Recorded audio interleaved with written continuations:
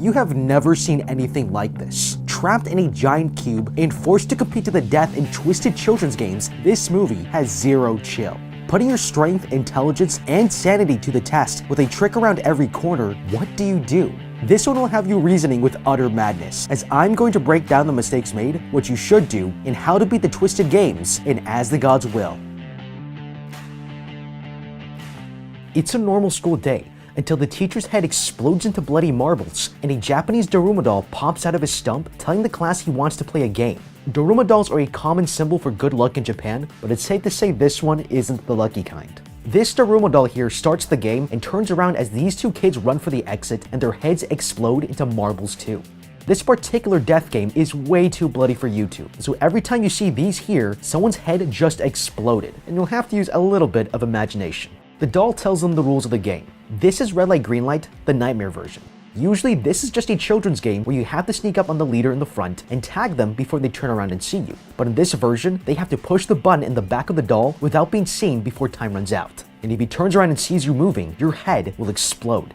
Okay, this is f***ing insane. But if you're only thinking about why this is happening, you're going to lose the game. We need to be thinking about how to keep our heads and beat this thing before the time runs out. If we're free to move around when he's not looking, we need to maximize this time to gather information and develop a team strategy as much as possible. This hero tries to rush forward to push the button, but doesn't make it in time, as the Daruma doll turns his head and catches him moving. Being a hero won't work here, but if we move as a group and each take one step at a time in unison, our chances of survival increase. Some people will mess up, but with each step, we'll get closer to achieving the goal.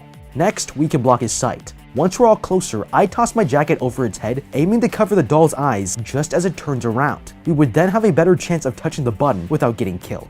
In a situation like this, every piece of information is useful for survival, and we need to think about what this doll's limitations are. He has no neck, so even if he can turn himself around, he doesn't appear to have the physical ability to look downwards beyond his peripheral vision. So if it's me, I'd consider crawling along the floor and sneaking up to him from below the desk. If I could hide below his eye level until he turns around again, I could quickly reach the button without getting caught. Now, I wouldn't actually do this myself because it's way too risky, but I would advertise it to my schoolmates as a strategy and encourage others to test the idea.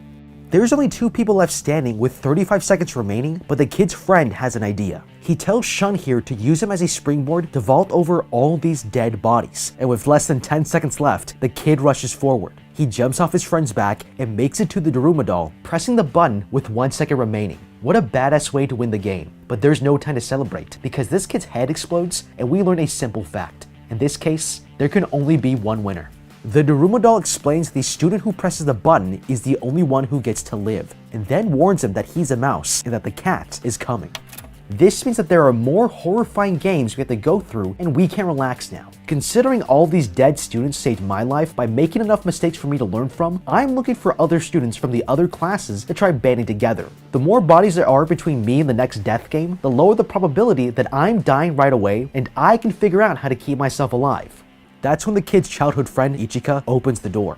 He finds out that she was in a Daruma doll game of her own and she won just like him. He uses his momentary freedom to call the police, but finds out he's not in his service area. Okay, this is the time to find a way out and to plan ahead. I would take this opportunity to explore all escape options, even if we find out there's no way to escape and we can focus on beating the games.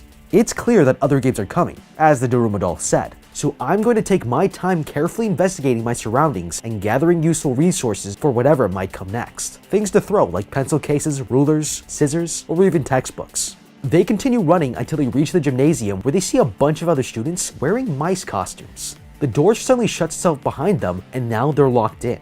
This is their next game, and as the writing on the floor explains, the objective is to put a bell on a cat. The class president orders them to put on the mice costumes, but they don't, and this hesitation will pay off later. The floor opens up and a giant Maneki Neko statue rises up. This is yet another symbol of good luck in Japan that's going to bring these students the exact opposite. The goal, to put the giant bell in the cat's basket collar without getting eaten.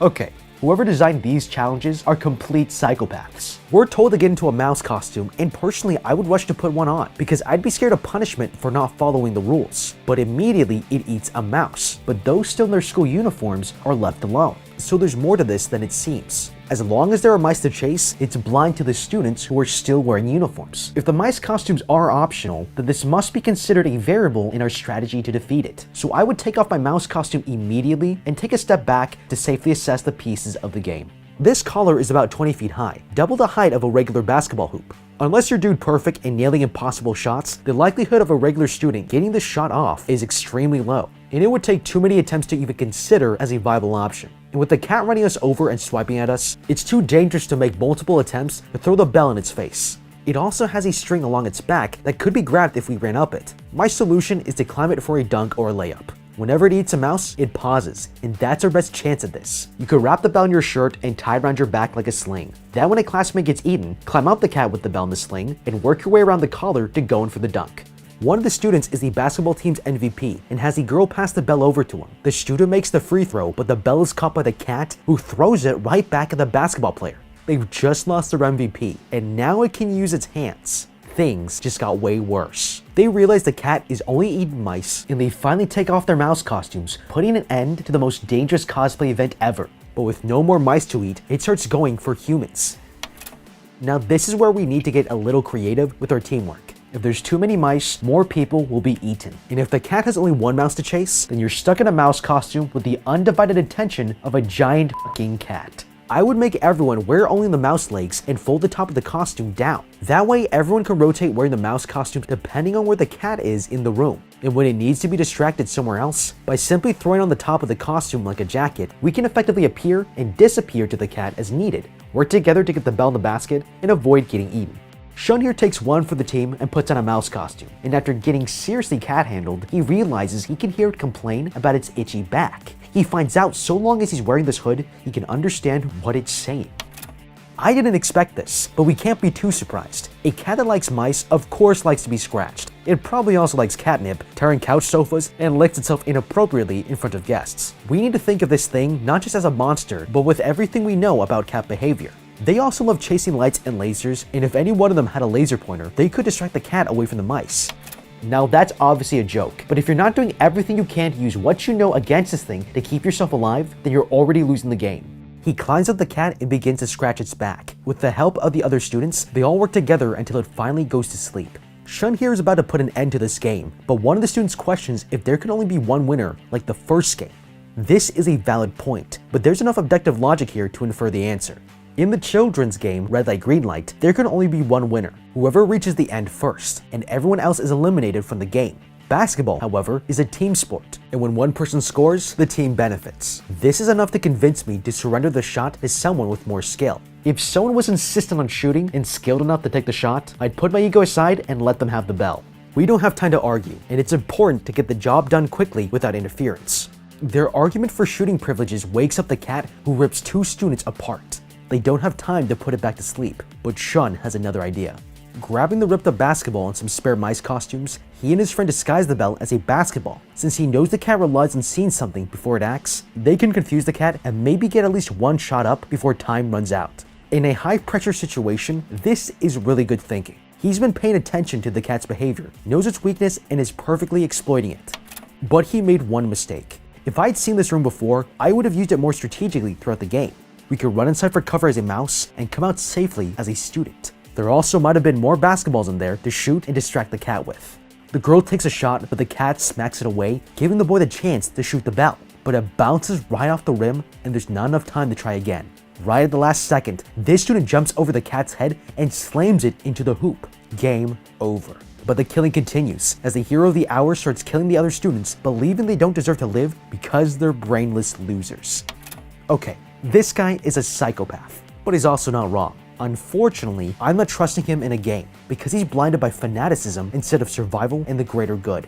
Killing them off serves us no purpose. The more expendable people that are in the games, the more we can benefit from their deaths. Every game will require a certain amount of mistakes to learn how to play them, and these kinds of people are perfect for that. Let them make the mistakes, and we study the game's response and then use that information to beat it. Then the cat blows sleeping gas at them, knocking them out. When Shun here wakes up, he finds himself in a room with an old classmate and some strangers. All four students have survived 2 games, the Daruma and the cat game.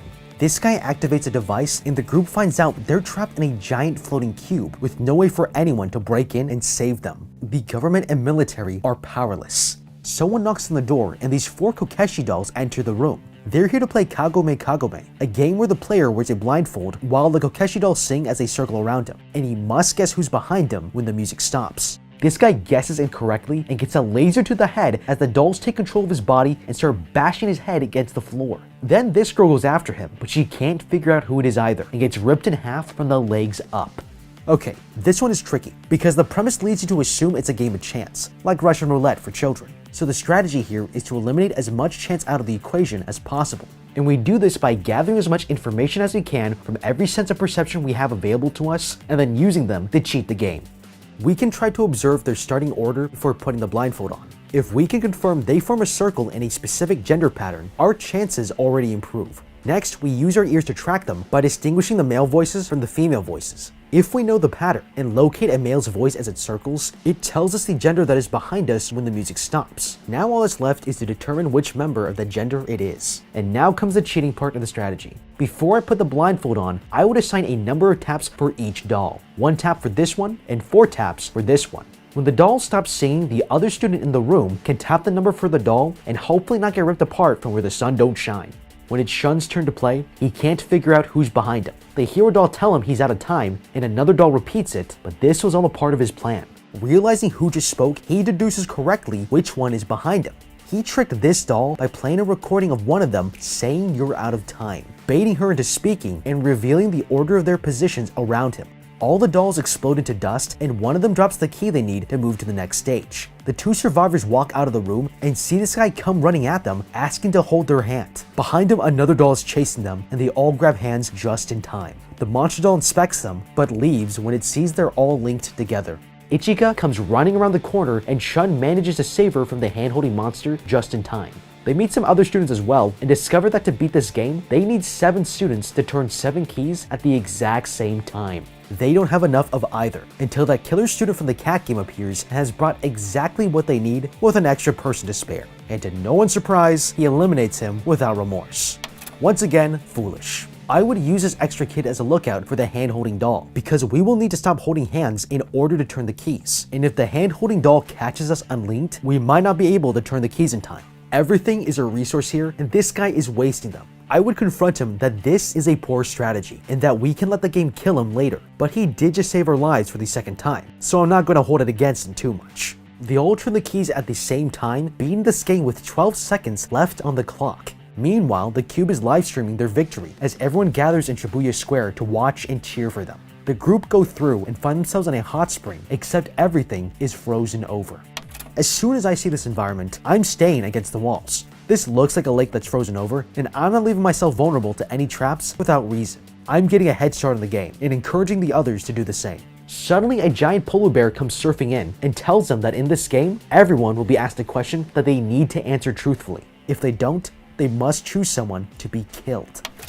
Okay, this sounds too easy to be true, and I'm not relaxing here. The real game is something hidden beneath the surface, and we have to find out what's the trick. There's no incentive for anyone to lie, but surely they won't let us all pass through.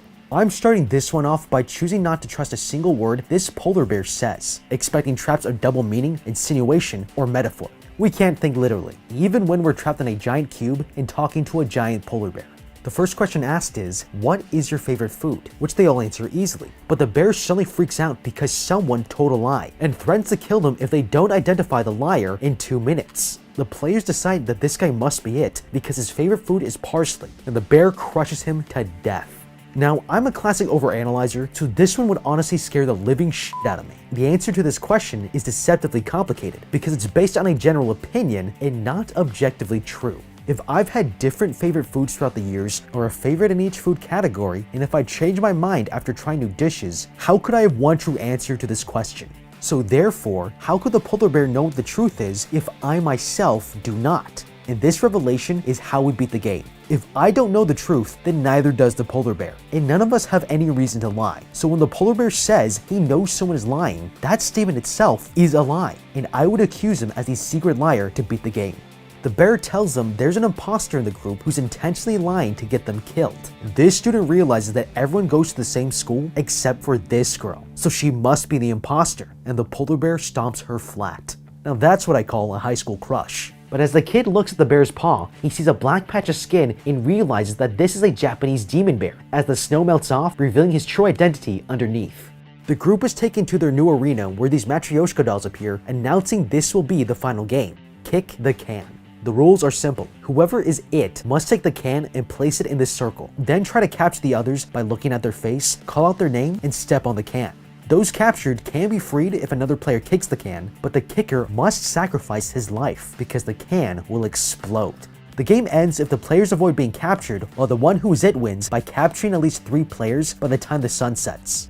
Then they draw sticks to decide their roles, and the psychotic student is it. Everyone runs before the student kicks one of the dolls into the air, knocking the can to the ground and places it at the designated spot. Okay, hold on a second. Didn't they say that can would explode if it was kicked? This might mean it's not triggered by impact, and could be one of the game's tricks if we need to kick the can to save someone later. But more importantly, if I was it, I need to manage my time wisely, because finding people will be very time consuming, and I need to know how much time I have. The setting sun is too abstract, and I need to convert that into minutes. The best way to do this is to hold your fingers horizontally against the sky, in between the horizon and the sun. Each finger that fits in between the sun and the earth is approximately 15 minutes. The 2 boys try to hide as far away as possible, but the psycho student finds them first and beats them into submission. That's 2 down, 2 to go.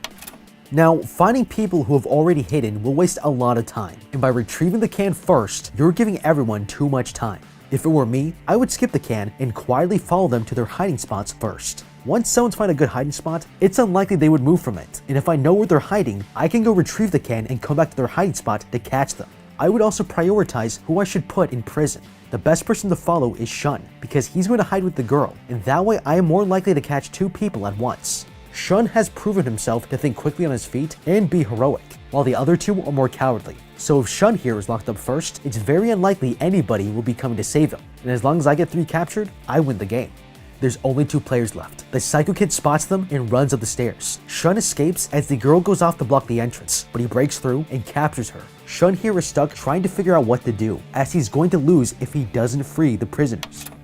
Now, Shun's team did not strategize as well, but honestly, they had the best chance of surviving from the start. He has to see your face and call your name to capture you. By eliminating either of these 2 as a possibility, you can work the game to your advantage. So I would have covered my face with my jacket so he can't legally capture me as a prisoner. I would tell everyone to do this. No matter how much you're punched, kicked, or beaten, if you don't show your face, it will become impossible for him to win. Then there's no need for anyone to kick the can and sacrifice themselves because no prisoners will be taken. This is the best possible outcome. If someone does get caught, we can remove another win condition from him. When he's out finding people to capture, I would stay nearby to move the can and hide it. Even if he sees your face and says your name, you're not officially captured until he steps on the can. If they had thought about this from the beginning, they wouldn't be in this hopeless situation. But then Shun here sees this old suit of armor nearby, and he gets a clever idea. He leaves his hiding place dressed in rusty armor that could give you tetanus just by looking at it. This is clever. One of the rules for being captured requires clear eye contact between a player and the person who is it. The helmet not only makes it harder, but the entire armor set might protect him from the explosion if he kicks the can. He's covered 2 weaknesses that gives him the advantage he needs to beat this game. But it's too hard to move, and there's no way he can fight the student. He backs away to the edge and gets caught, but this was a part of his plan. He chains the psycho and throws himself off the wall, dragging the other boy along with him. As the student is busy trying to pull the armor up, he's escaped and climbing back over runs for the can. He kicks it, but it doesn't explode. His team wins, and the dolls reveal that they lied about the explosion. Now that it's all over, all of the players are given popsicles as a reward. But the girl finishes her ice cream and realizes that these popsicle sticks declare who gets to die, and this was the secret final test. They only get to pass if luck is on their side. The unlucky players evaporate into magic powder, and the 2 winners are transported to the top of the white cube as people below celebrate their survival. But what do you think? How would you beat As the Gods Will? Let me know with a comment down below. Thank you so much for watching, leave a like and subscribe, and check out the How to Beat playlist for more videos like this. Until next time, have a damn good day.